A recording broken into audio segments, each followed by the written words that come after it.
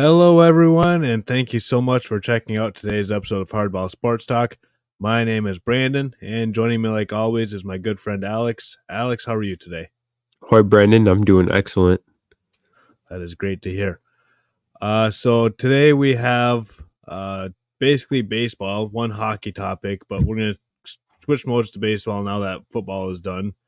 But before we get started, I do want to make a quick comment. I don't know if anybody's heard about the incident with the Kansas City parade today, but our thoughts and prayers are with all the families and victims and even the players that had to witness all that. It's a tragic situation. There's no need for that. I don't really know what's wrong with people where they feel like they just need to go do stuff like that. If you're not entirely sure what we're talking about, there was a shooting during the Chiefs parade today. Last I heard, at least one person has been killed, and there are, I think the last report I heard was 22 people hospitalized, including 11 children. So it's absolutely sickening. We're not going to go into our opinions on anything because we keep politics out of this. And really, right now, that discussion I don't think is appropriate either. So we will just keep it as our thoughts and prayers are with the families and the players and everybody else that had to be part of this today. It's supposed to be a day of celebration, and it turns into this, and it's very unfortunate. Somehow, though, we're going to have to transition to sports on this. So what we're going to do today is like I said, I have one quick thing I want to talk about in the hockey world. We don't do a whole lot of hockey around here. We both love hockey, but there's a couple things. One, I only really watch the Red Wings, and I'd like to have more of a knowledge around the rest of the league before I even talk hockey on a podcast. I just think for quality wise, that'd be the best bet. And number two, as much as we love hockey, we understand that it's not the most popular sport in America also. So Sad. It is sad. You should really watch hockey. It's a great sport. That's bottom line is basically that. Yeah. But so today we're going to talk about that, and then we've been such in football mode the last month and a half, 2 months, that there's been a lot of signings in baseball that have not gone talked about on our show, and that was planned. So what we're going to do is we're going to talk about a few of the major signings and trades that have happened over the last month or so. And then starting next week, next Monday, we're going to be starting our movie series where we're ranking our 50 top sports movies. And we have a couple of guests lined up for that series. We've been talking about a lot. We have, besides Jeff from Rounders, we have at least one other guest, hopefully two, that we're really excited about. And then, so that'll be on Mondays for the next 5 weeks or so. And then the next few Wednesdays, we will be previewing every division in baseball. And what we're going to be doing, so tonight's a little bit different, but what we're going to do is for the AL East, for example, which I believe is who we'll talk about next week, we'll say, here's who the Yankees signed, for example, that of note. Like, we're not going to talk about minor league signings or anything like that, but we'll talk about the players that we think will make an impact and also the players that they lost for each of the teams in that division. And then we'll make our picks for the standings for that division. We'll explain it more next week, but that's pretty much the gist of it. So if we didn't talk about a signing that you are interested in, tune in next week and the weeks after, depending on what team you are curious about, and we'll talk about it then, I promise. But starting off today, I have a little Brandon rant to go on. Yes. You know how yes. much I love these. Yes. They're So always my favorite. Morgan Riley of the Toronto Maple Leafs got suspended today, which he should have, by the way. And if you're not sure what in the world I'm talking about here, Morgan Riley, like I said, of the Toronto Maple Leafs, cheap shotted Ridley Gregg of the Ottawa Senators after Ridley did a slapper from like 5 feet away on an empty net, which was absolutely amazing. But Yes. at the same time, the Toronto media, I follow TSN on Instagram and other social media, and so I see it a little bit more just because I follow TSN and a couple other Canadian pages. But the Canadian media, especially Toronto, is brutal with the Maple Leafs. Like, it's basically New York level stuff in Toronto with the media. And they've been calling the Maple Leafs soft for years. Like, everyone in Toronto is like, this team is soft. There's no heart in this team, blah, blah, blah. So Morgan Rielly had to do something. Like, you can't let a guy take a slapper on an empty net that close and just be like, oh, you're good. Thanks, man. Have a good one. But at the end of the day, the league had to suspend him, and I'm okay with both sides of it. Here's where the Brandon rant comes in. Yes. Earlier this year, Dylan Larkin of the Detroit Red Wings got cheap-shotted in front of the net. And he's down, out cold, and his teammate David Perron sees his captain laying basically dead on the ice. Now, he wasn't dead, but, like, I mean, if you see the video, it looks like the guy's not moving at all. He was not moving. His body was just there. Yeah. He sees a guy standing over Dylan Larkin, so he just assumes that's the guy who hit him. And he goes up and he clobbers that guy and he beats the living crap out of him. It was, again, he needed to be suspended too. Like, I'm okay with the NHL suspending Perron, but not the guy that hit Larkin. And I already went on that rant earlier this year. But here's my issue: how the heck does Morgan Rielly get less for that when there's nothing, like, his teammate's not laying dead on the ice? Like, with Perron, like, his teammate is literally there, like, laying on the ice, face down, not moving. And his reaction is, oh, that guy hurt my teammate. I got to go defend my teammate's honor. All this guy did was to take a slap shot that hurt nobody besides your pride. You don't want that guy taking an empty net slapper. Beat the team. Like, it's that simple. There's nothing that Perron could have done differently to stop Dylan Larkin from laying flat on the ice. Again, I'm not saying Perron shouldn't be suspended for that. He was, and he should have been. Like, I'm not disagreeing with that suspension. However, how does Morgan Rielly get less than Perron? I don't get it. At least the same. Like, I still wouldn't have been happy with the same, but, like, that's what he should have at least gotten, was the same as David Perron. But that's not my decision, I guess. I don't understand this player safety joke.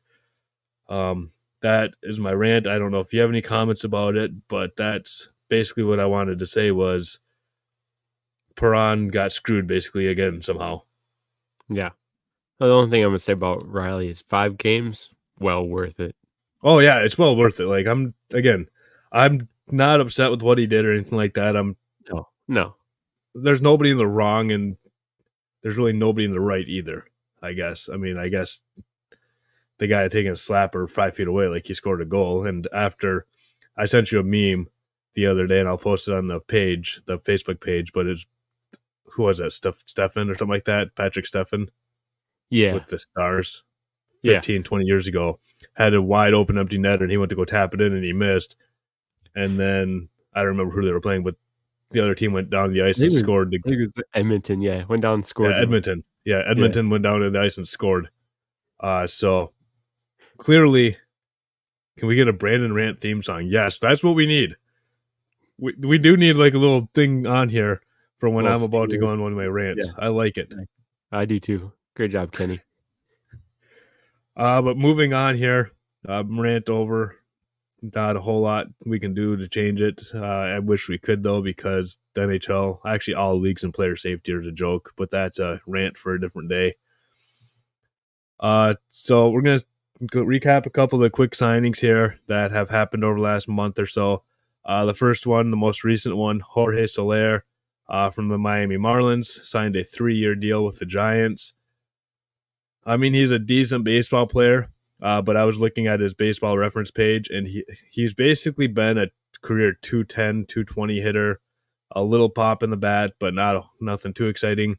But he had one really good year, and it was this past season, his contract year. And that scares me. It really does. So Miami, though, had a really good year last year, so hopefully he can bring some of the energy from the Marlins, because they seem like to have a lot of fun down in Miami when they play baseball. So hopefully he can bring some of that at least to the Giants and make it more fun around baseball, because when people actually seem like they're enjoying themselves, it's a lot more fun game than when they're just basically like playing with our grandpas want them to play. Like that's not fun baseball for me. So I like all the personality. I hope Soler can bring some personality out west and even make it more exciting out on the Bay. But yeah, I'm not huge. Now again, he's a decent baseball player, but I just don't know. Like I'm scared of just having the one good year on the Yeah. contract year. That's what Wasn't he scares me kind with of him. So a journeyman? Like, he went from team to team, like, one-year yeah. contract? So I believe he was with the Royals for a time, the Braves at the time, and then the Marlins most recently. So yeah, he's been a journeyman for sure. Okay. I think he won with, So Royals, didn't he? I think he might have when been they on that won, team. 2015, I think it was. Let me look it up here The real name quick. sounds familiar. Um, Unless I'm thinking of a different guy. Didn't he play with Detroit Come on. for, like, half a season? I didn't see Detroit on his. Let me see. Okay, Let maybe me I'm thinking see of a his different baseball guy. reference Very page here. similar name. Yeah, I could have thought that, You but might be. then again, Come on, I load. think Brandon's looking it up right now. Yep. Gotta love the technology and the Wi-Fi here. Hopefully next week, I'm having my telephone company come out here and help me out with my Wi-Fi. So hopefully that'll help out things. But it finally just loaded. So he started with the Cubs actually, and then went to the Hmm, Royals, and then the Braves first season, and then Miami. He's now going to be 32 this coming. He's only been an All-Star once, and that was hmm, this past season again. So okay. uh, he's a career 243 hitter, 467 slugging, and 797 OPS. So like he's not a bad baseball player. Like I'm not saying that or anything like that, but I Right, just have concern with having a career year this late and at then age yeah, 31. Like your yeah, free agent year, that's a little that's a red flag if you ask me. mhm, But moving on here, we got Clayton Kershaw staying with the Dodgers. That one was going to be probably the only scenario that, unless he retired, I guess. But Kershaw with the Dodgers, we will not be referencing who he went to high school with because we're wait, he tired of went to high that in school that with someone? comparison. Yeah, he went to high school with a rather famous athlete. If you want to look, if you want to figure that one out, Google it. But yeah, so Clayton Kershaw though with the Dodgers, not shocking. At the same time though, the Dodgers now have a lot of money in pitchers that aren't going to pitch this year. Yeah, that I sounds think about right. Kershaw's, yeah, I think Kershaw's going to miss a few starts to at least might be out for a couple months. I think to start the season if I remember right. So and then obviously with Shohei, he's not pitching this year. So they're putting a lot of stress on the Yamamoto that they just signed also. So Mhm, we'll see what happens. I think they got a couple other pitchers. Like I said, though, we'll do when we do the preview of every division, we'll talk about all the teams and that have signed stuff like that. So we'll cover all these. We're just covering the last month or so. Uh, a trade I wanted to bring up though. This one was an interesting trade. Corbin Burns, he won a Cy Young with the Brewers. He was traded to Baltimore at the beginning of the month. In return, the O's sent infielder Joey Ortiz, who is the number 63 overall prospect in all of baseball, left-handed pitcher DL Hall, and a 2024 draft pick, basically end of the first round. Baseball draft is a little bit more complicated than football, but that's basically where that pick is going to be for football comparison. So I'll be completely honest with you. Now, I'm not like the Brewers are my second favorite team, so I have a little bit of, and Jake that we've had on here before. He's a diehard Brewers fan. He actually works for the Brewers. He has no inside information or anything like that. He works. He's actually one of the mascots and runs around on the sausage race and stuff like that. He's got a pretty sweet gig. He's a brew crew, I believe, is what their title is. yeah, But so he's got no inside information whatsoever. So I can't go out and ask him any questions, and even if I could, I wouldn't because I'm not going to get anybody in trouble. But anyways, I don't understand what the Brewers are necessarily doing here. I understand that they're a small market team and that they have to be creative with their roster. For example, you can't afford Corbin Burns for after this year. I believe after the season, he's a free agent.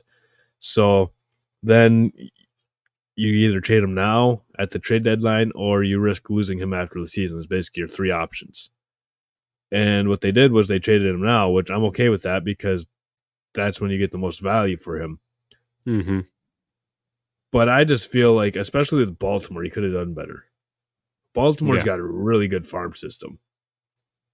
And I feel like they got a really good deal here for Baltimore and not a great deal for Milwaukee. Right. I just, it's very underwhelming for me. Yeah, you got a top 100 prospect, but I mean, Baltimore's system is loaded. You could have at least gotten 2 top-end prospects, I think. Now, the draft pick, the Brewers know how to draft and develop players, so maybe this works out at the end of the day for the Brewers, but on paper right now, I just don't like this trade. Ask me again in 3 years, maybe it's a totally different tune. But today, I'm not a huge fan of this trade. Do you have any thoughts on either Kershaw or this trade? I just kind of like what you said. I felt like, a guy who pitches really well, Cy Young winner. You think you would get a little more out of him than potential prospects, in my opinion, that haven't really proven much. Speaking of prospects that haven't really proven much, the Detroit Tigers made an interesting move. Look at that transition. That was beautiful. Yeah, We it's like didn't I even set plan you that up one. for that. You No. did set me up, and we didn't even plan that one, guys. Yeah. So Colt Keith, who is a prospect for the Detroit Tigers, they signed him to an extension that I believe was 6 or 7 years. The money, I don't remember off the top of my head. We'll talk more about it money-wise when we do the AL Central preview, and we'll have a separate Tiger show too, since we're both Tiger fans. But this one's intriguing because Colt Keith has yet to play one game of Major League Baseball. And usually you don't spend money, and then especially like we had this conversation a month ago with the same organization fighting with Casey Mize over $20,000 or whatever it was. Yeah. And now we're giving this guy who's never played a game of Major League Baseball in his life millions of dollars because we like him. Like, make it make sense to me. And I like the creativity here. Like, I'm not saying I don't like it, but this is weird, especially after the whole Casey Mize thing. Yeah, the only thing I can think of too, and like you said, he's not really proven in the pros, but with this extension, do you think it's them saving money now rather than having to pay him later? So I think there is that, but I mean at the same time, the contract is only for 6 or 7 years, so that's that's the arbitration period. Right. So all this does is avoid the arbitration that they've been dealing with Casey Mize and Scooble and Manning and everybody else. That's all that this does. It's the same amount. So he's still a free agent basically, maybe a year later. But so for those of you who don't know, this is a baseball. You have 6 years of team control. So basically, a player gets drafted by the Tigers, and depending on their age, the Tigers can keep them in their minor league system for basically ever. But they have to be on the 40-man roster, which is a secondary roster. You can't be on the Tigers unless if you're on the 40-man roster. It's very complicated. Yeah. But so you have to be on the 40-man roster, and if you're not, other teams can claim you in something called the Rule 5 draft. And we talked about the Rule 5 draft during the winter meetings. We made a couple picks for who we think should be intriguing targets. Go ahead and look that episode up. I'll actually link it in the description on Spotify for you guys. But so if you're on the 40-man, you're good to go. You can be in the minor leagues as long as you want, but you're probably going to end up in the major leagues if you're on the 40-man, especially as a prospect. And then once you make your major league debut, you have 6 years of service time. So basically, once you've played 6 years of Major League Baseball, you are a free agent, and then you're free to sign with any team. So basically, the Tigers own this guy's rights for the next 6 years without this contract. All this contract does is basically gets him more money up front, and then the Tigers are basically hoping, hey, we took care of you 6 years ago. Right. If you turn into a stud, will you give us a hometown discount in 6-7 years whenever you're a free agent again, or for the first time? That's basically what's going to happen. And I should have looked up more on the history of these, but off the top of my head, I don't really know of too many of these signings that have worked well for the team. Yeah. I was gonna ask you when you kind of answered it, the guy who's done tore it up, single A, double A, triple A, and then he gets some majors and he's a huge bust. I mean, so I'm not putting the bust label on this Well, individual. yeah, yeah. I mean, Uh, he's bust, but I'm not Colt Keith, unproven. but I'm talking about somebody else real quick. There was a Tigers player that is on the Tigers team right now that tore up the minor leagues. Like at every level, he had a slow start, and then he'd start hitting like crazy. And then his rookie year, he absolutely sucked, and everyone's like, "Oh, let's just get rid of this guy. He's a bum." And then year 2, Spencer Torkelson basically started hitting the cover off the ball, and now everyone's like, "Oh, that's where was that?" Well, where that was? That was Alavila basically trying to save his job by rushing his prospects up to Major League Baseball. That's what that was. Yeah. Spencer Torkelson, I love the guy to death, and he's actually my wife's favorite player. Random fact right there. But he wasn't ready for Major League Baseball when they called him up. Mm-mm. And what happened was Alavila was trying to save his job and saying, look at this, my top prospect. He's up in Major League Baseball right now. Well, yeah, he's also sucking in Major League Baseball right now because he ain't ready to be here. Right. So I really hope. Now, one thing that concerns me is, let's say Colt Keith has a tough spring from spring training this year. There's going to be a lot of pressure that you just put on yourself to have him start on opening day. Mm-hmm. Now they've publicly said in the press conference, I watched a little bit of it, they said he's got to earn a spot on opening day roster. Yeah, you can say that all you want, but you just you're not going to be paying a guy like that to be in AAA. I'm sorry, but you're not. You're paying him to be in the minors with that kind of money, Yeah. and he should not be in the minors if you're paying him that No. much. No. So you're basically just guaranteed a roster spot to this guy who, I mean, I like Colt Keith. I think he's an intriguing prospect. Yeah. I don't know if he's the top of the prospects like everyone says he is. I don't know if he is that, but he's an intriguing prospect in my opinion. Mm-hmm. So I like him personally. I don't know if I would have given him this extension. I think I would have waited 3-4 years and given it to Max. What's his name? Oh my word! The guy kid they just drafted. Clark. Max Clark. Yeah. So, but another AL Central team that made an extension. This one made a lot more sense to me. Was Bobby Witt Jr. with the Royals. He's been in the big leagues now for 2 seasons, I believe, maybe 3 now. But the Royals basically said, "Here, we'll just pay you now and avoid all this arbitration stuff. We'll keep you around for 11 years, I think it was." Right. You know what? If it's the Yankees or the Red Sox or the Dodgers doing something like this, I don't like it because they do that all the time. Like, I mean, and I don't hate it, but like, it wouldn't mean a whole lot to me because that's what the Yankees, Red Sox, and Dodgers do. The Kansas City Royals do not sign players for 11 years. No. So, kudos to them. Congratulations to Bobby Witt Jr. I absolutely love this extension here. He's a great young ball player. It's good for Kansas City. It's good for baseball when these small market teams spend money and keep their own talent. I like it. The only hesitation I would really have at this point would be Wander Franco with Tampa Bay. They gave him a buttload of money, and then he got into legal issues. I will leave it at that. If you really want to know what's going on, just Google his name. Just Google it. Yeah, there's some interesting stuff. Yeah. There's some great stories out there. Yeah.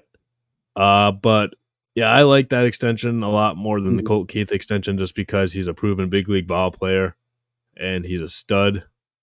And hopefully he's somebody that they can build it. Well, not hopefully. As a Tigers fan, I don't want this. As a baseball fan, I do. Yeah, exactly. if they can build a nice team around him, I think they could be championship contenders with Mhm. with a cornerstone piece like Bobby Witt Jr. I think that's a realistic possibility. Yeah, And so for Kansas City, I hope that's the case. For as a Tigers fan, I hope that's not the case. correct. I think that's fair to say. Yeah, that's the Uh, worst is you sign this young, very talented guy, and then he's in your league forever and ends up always killing your team every time he plays you. yep, and that's what's going to happen because Detroit versus everybody. Yep. And then finally here today, we just wanted to talk about real quick about some of the better free agents remaining.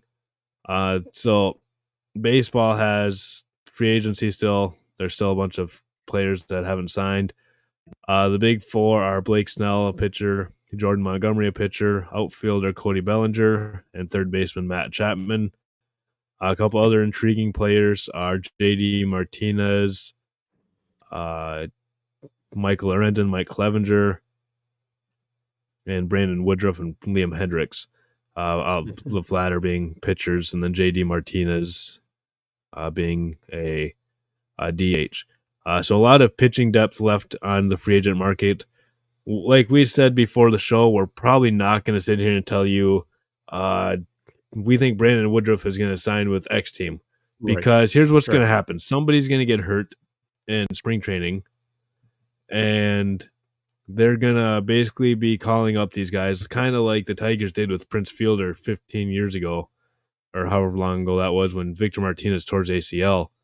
And they're going to Mhm. be calling them up and being like, hey, so you want to come play for us because our pitcher just got hurt. Right. And that's what's going to happen. So we're not even going to guess because then that'd basically be saying we think somebody on that camp is going to get injured, and you just can't predict injuries. So Right.